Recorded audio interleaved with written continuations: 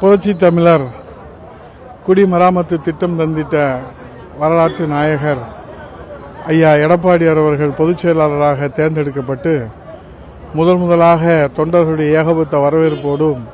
நம்பிக்கையோடும் நடைபெறுகிற இந்த வரலாற்று சிறப்புமிக்க இந்திய திருநாடே உற்று நோக்குகிற வகையில் நடைபெறுகிற கழக செயற்குழு பொதுக்குழு வருகிற தேர்தல்கள் அனைத்திலும் கழகம் அமோக வெற்றி பெறுவதற்காக களம் அமைத்து வியூகம் வகுத்து புரட்சி தமிழர் ஐயா எடப்பாடி அவருடைய தலைமையிலே இனி கழகம் மன்னாதி மன்னன் மக்கள் கழகம் பொன்மன தலைவனுடைய அருளாட்சியோடும் தமிழகுலசாமி புரட்சி தலைவர் அம்மாவுடைய அருளாட்சியோடும் மக்களுடைய பேராதரவோடும்